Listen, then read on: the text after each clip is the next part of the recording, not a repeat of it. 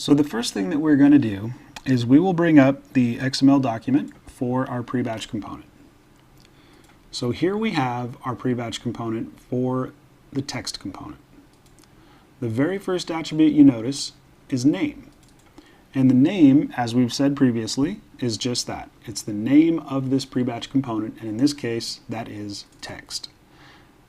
The other two attributes that we talked about that go along with this name attribute are component type and source. Now, component type specifies the name that is going to be passed into the batch definition once we get to that point in the workflow. The source is going to be the name where we are sourcing this content from. So one thing to understand related to these three attributes, you'll notice that two of them don't show up here. We only have name. So if you only specify name, component type and source are still there under the hood, but they will pull the attribute, or the value I should say, that's used for the name attribute for their value. So in this case, essentially what we have here is name, component type, and source all having a value of text. So the next thing that we'll look at is the split range. And this is one of those attributes that you'll run across that uses that range syntax that we talked about. Now in this case, we're using a range of 1 to n, which basically means for the order content, this pre-batch component is going to be, or is going to use from the first page of the order content all the way to the last page of the order content. And in this case, that's 10 pages. Now, the next attribute we're going to take a look at, which is very similar, or it uses the same range syntax anyway, is the attribute called pad range. Now, pad range basically allows you to enter a blank page at some point within your pre-batch content as it's generated. Now, this attribute uses the same range syntax that we just talked about, so you could do something as simple as pad range 5, which is then going to insert a blank page immediately after page 5 of the pre-batch output. You could also do something like, well, even up above. We could do 1 through n, which basically is going to insert a blank page after every single page of the pre-batch output. In this case, I'm just going to use 5 so we can show how that's done. Now, I'm going to put in a few attributes here. Actually, I'll probably put in all of them. We'll talk about them as we enter them in. And then once we get all these in, we'll just perform a reprocess at pre-batch once and then take a look at the output and everything that's been generated. So the next one we're going to take a look at is this duplex option. Now right now we have duplex set to false, but I'm going to go ahead and set this to true, and we'll see how that impacts the output that's going to be generated. The next attribute we'll take a look at is max copies. So we'll go ahead and put that in here, and we're going to set the max copy to 1. Now remember that back here in the UI, we can see that our current quantity is set to 10. And that quantity applies to the entire pre-batch definition, not just a single component defined within that pre-batch definition.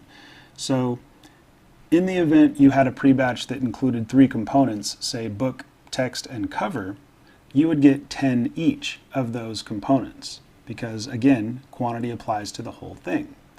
But there might be situations where you don't need that same quantity for a particular component that you're building.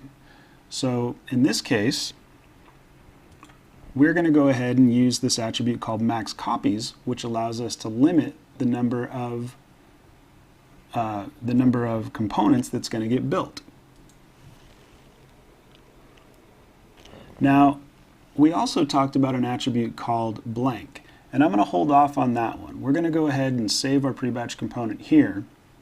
And once we have this saved, we'll go back to the UI and then perform our reprocess so we can see the output that has been generated up to this point. So we'll go ahead and right-click on our order, select the option to reprocess at order pre-batch, and then once this gets done, we will view this and see what our results look like. So we'll go ahead and do view pre-batch, and let's see what we have here. Some of the stuff is not going to be jump right out at you, but we should notice it as we go through. So here's our order content. And the first thing that we'll notice is there's 12 pages.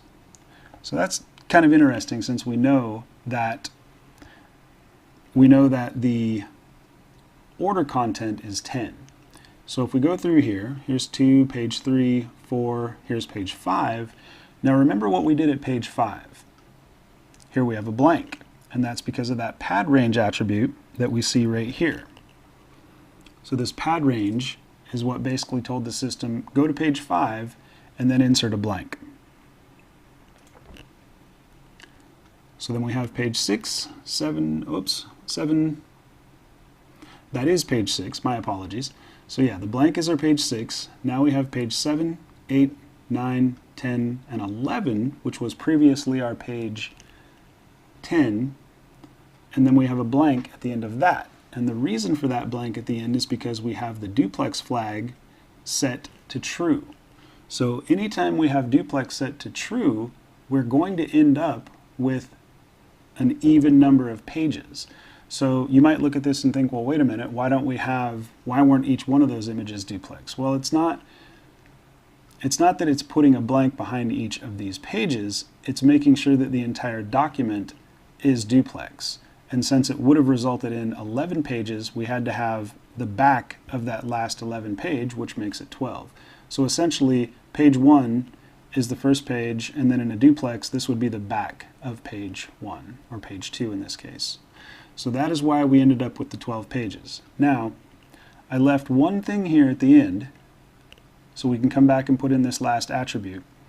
So notice again that our fish is going the wrong direction here compared to everybody else. So what we're going to do is we'll close this out. We'll come back to our Prebatch component, and we're going to add one more attribute here to try to fix that. So we're going to add in an attribute called auto rotate. And we're going to set the value of that to 270 degrees. And I'm setting it to 270 because I believe that is the rotation I need to make that will result in that image being oriented the same way as the other 9. Now, if I were to reprocess this and that wasn't right, we could easily come back in here, change it to 90, and then see if we get the output that we're after. So we'll go ahead and save this. And let's go back to the UI. We'll reprocess this at Prebatch. And once this gets done, we'll view the output one more time. And if everything goes how we expect, we should have all of the content oriented the same way. So we'll come down here and do View Prebatch. And we'll skip on down to page 11. And there we have our fish going the right direction. So how and why did that work? So the how is easy. It's because we put in the auto rotate and we specified the degrees that we needed that image to rotate. But why did it rotate? Not just because we have auto rotate turned on in there, but it also rotated because the aspect ratio of this image, which was previously kind of a portrait aspect ratio, did not match this landscape orientation that we have with the other images. So since this image came in taller than it was wide, and these other images were wider than they are tall, the system automatically rotated that 270 degrees, given that we had auto rotate specified right here. And that's also why when we didn't have this attribute, it just didn't rotate it. It just came in and the orientation was incorrect. So this video is running a little bit long, so we're going to go ahead and end it here. And in the next video, we'll take a look at using a blank Prebatch component and then talk about the other attributes that we're not going to jump into just yet. So that'll be it for this one, and I will see you in the next video.